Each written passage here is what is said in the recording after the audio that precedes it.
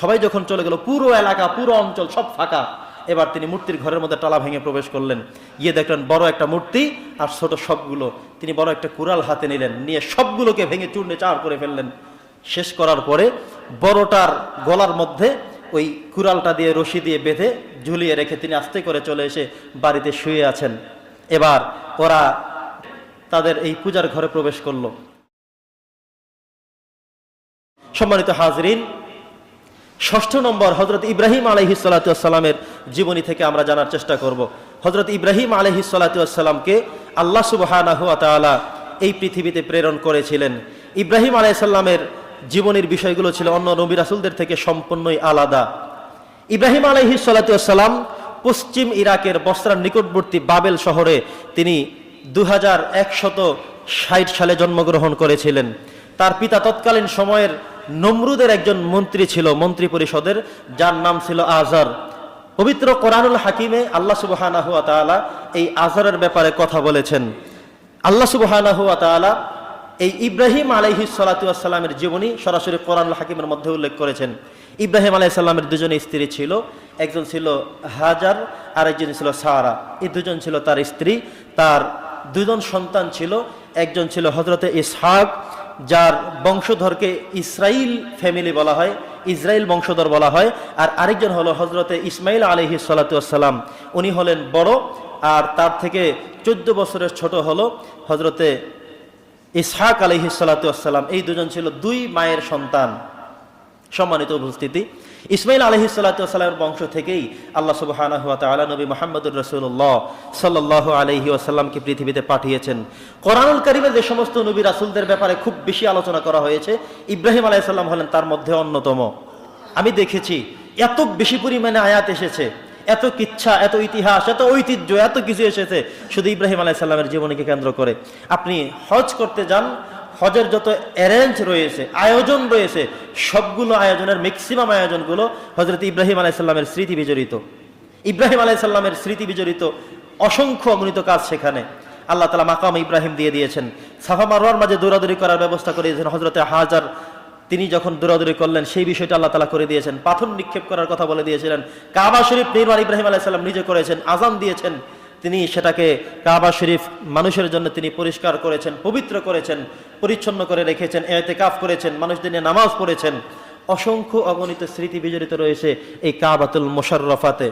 সম্মানিত উপস্থিতি, আমরা যে নামাজের মধ্যে দুরূদ পড়ি, আল্লাহুম্মা সাল্লি আলা মুহাম্মাদিন ওয়া আলা আলি মুহাম্মাদ, এখানে মুহাম্মদ দুইবার। কামা সাল্লাইতা আলা ইব্রাহিম ওয়া আলা আলি ইব্রাহিম ইন্নাকা হামিদুম মাজিদ।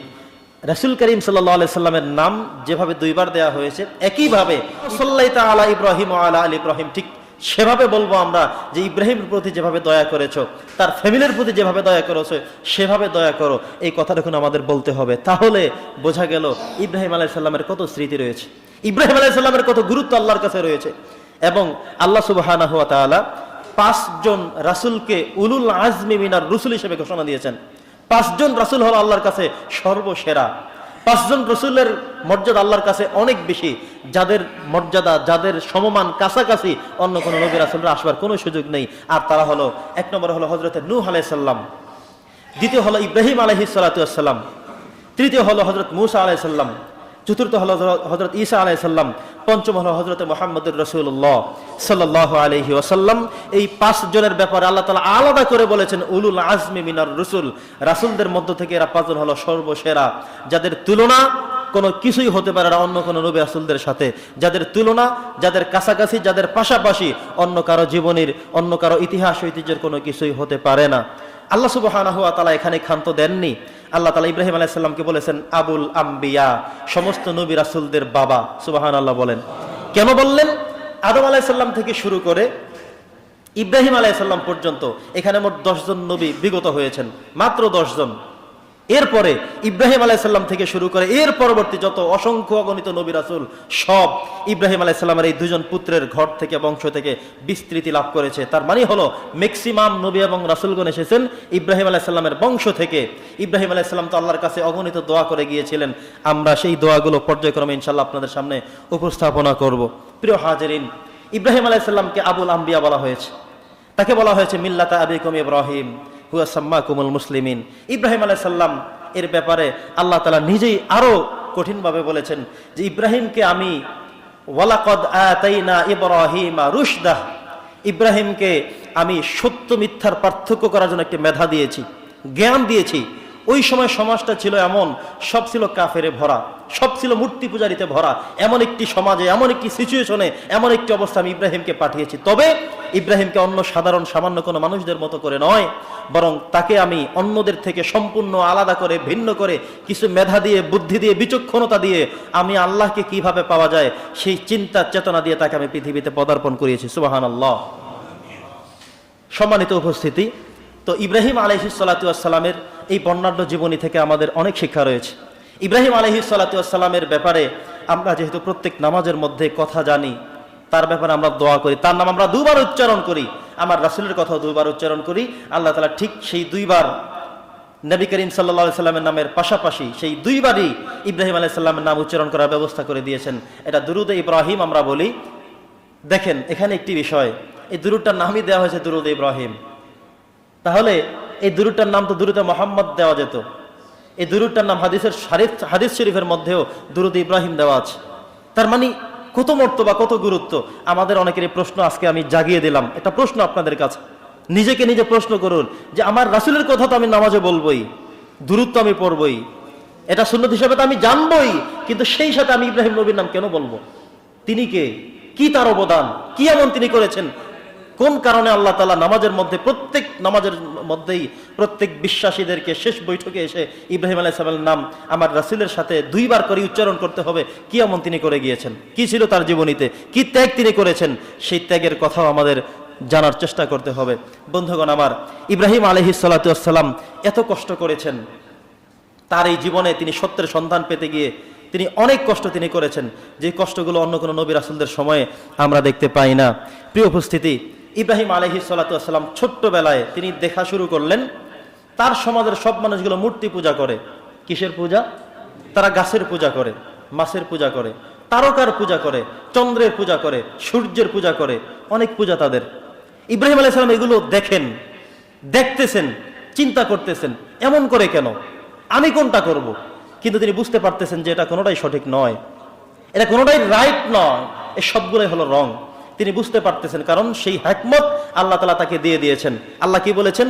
ওয়ালাকাদ আতাইনা ইব্রাহিমা রুশদা, আমি আমার ইব্রাহিমকে ভালো মন্দ, সত্য মিথ্যা, ন্যায় অন্যায় বোঝবার একটি সমর্থ শক্তি তার ব্রেনে, বিবেকে, মগজে, আকলে দিয়ে দিয়েছে।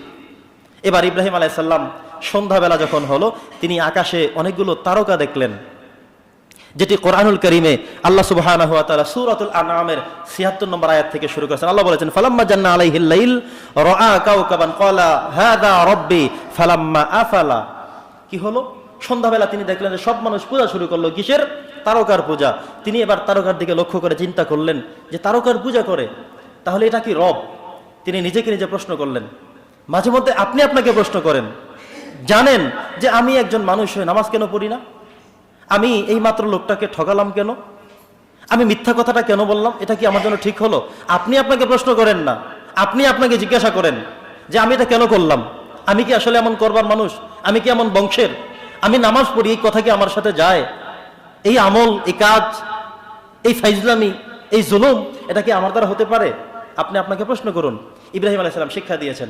তিনি তারকার দিকে লক্ষ্য করে নিজেকে নিজে প্রশ্ন করলেন যে এটা কি আমার রব হতে পারে? কিছুক্ষণ পর ফালাম্মা আফালা, তারকা চলে গেল।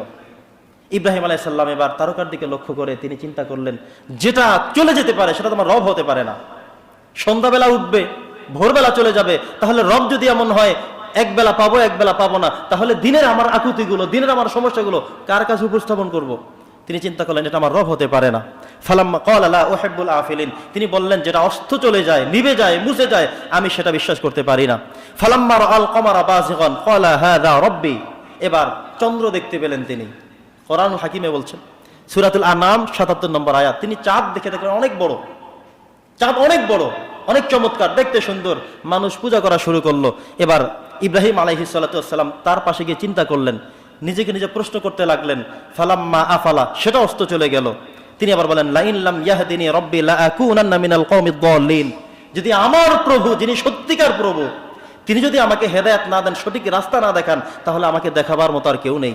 কারণ ওই সময় কোনো হুজুর ছিল না, ওই সময় কোনো কোরআনের গবেষক কেউ ছিল না, ওই সময় কোনো কিতাবের কোনো ভালো জাননেওয়ালা কেউ ছিল না। তিনি নিজের সাথে নিজে প্রশ্ন করলেন। আল্লাহ তাআলা সেটাই বলেছেন, ওয়ালাকাদ আতাইনা ইব্রাহিমা রুশদা, আমি ইব্রাহিমকে সত্য মিথ্যা বোঝার একটি শক্তি দিয়ে দিয়েছি। তিনি তার শক্তি দিয়ে নিজেকে নিজে বারবার ট্রাই করছেন, প্রশ্ন করছেন, জানবার চেষ্টা করছেন, আমি এমন কেন, আমি তারকাকে প্রভু মানবো কেন, আমি চন্দ্রকে মানবো কেন। এবার ফালাম্মা রাআশ শামসা বাযিগাতান, এবার সূর্য যখন সকালবেলা উঠে গেল, চকমক করে আলো হওয়া শুরু হলো, বিশাল এক সূর্য পূর্ব দিগন্ত থেকে ওঠা শুরু হলো। ইব্রাহিম আলাইহিস সালামের চিন্তা করলেন, হাযা রব্বি হাযা আকবার, এটাই তো সবচেয়ে বড়, এটাই তাহলে আমার রব। সূর্য যেহেতু অনেক বড়, তারকা ছোট্ট ছিল, চাঁদও তার থেকে একটু বড় ছিল, কিন্তু সূর্যের মতো এত বড় তো সেগুলো ছিল না, অতএব এটাই আমার প্রভু হতে পারে। তিনি এবার হাযা রব্বি হাযা আকবার, তিনি বলেন এটা অনেক বড়, এটাই আমার রব হতে পারে। এরপরে তিনি চিন্তা করতে করতে করতে করতে বিকেল পর্যন্ত এসে দেখলেন সূর্য তো পশ্চিম দিকে ঢলে পড়লো, এখন আর সূর্য দেখা যাচ্ছে না। তিনি আবার চিন্তা করলেন, ইন্নী ওয়াজ্জাহাতু ওয়াজহিয়া লিল্লাযী ফাতারাস সামাওয়াতি ওয়াল আরদ হানিফান ওয়া মা আনা মিনাল মুশরিকিন। আমাকে যদি আমার রব সঠিক রাস্তা, সঠিক পথ আমাকে দেখিয়ে না দেন, তাহলে আমার কিছুই করার থাকবে না। আমি আমার চেহারা, আমি আমার মুখমণ্ডল ওই সত্তার দিকে মুতাওয়াজ্জিহ করেছি, যিনি ফাতারাস সামাওয়াতি ওয়াল আরদ, আসমান এবং জমিন সৃষ্টি করেছেন। আমি তার প্রতি একনিষ্ঠভাবে আমি কাজ ছাড়া আমাকে রাস্তা দেখাবার মতো আর কেউ নেই। এবার ইব্রাহিম আলাইহিস সালাম এই সব কিছুই তিনি চূড়ান্ত সিদ্ধান্ত গ্রহণ করে তিনি এবার বুঝে ফেলতে পারলেন যে আসলেই এগুলো কিছুই আমার রব নয়। তিনি এবার আসল রবের অস্তিত্ব খুঁজে পেলেন, যে এগুলো কোনো আমার রব হতে পারে না। রব হলো এক অদৃশ্য, যিনি দূর থেকে আমাকে সাপোর্ট করে যাচ্ছেন, তিনি আমাকে সৃষ্টি করে যাচ্ছেন, তিনি আমার উপকার করেন, উপলব্ধি করার সুযোগ দিচ্ছেন। এদিকে তিনি আল্লাহ তাআলার সন্ধান পেয়ে গেলেন। আলহামদুলিল্লাহ বলেন।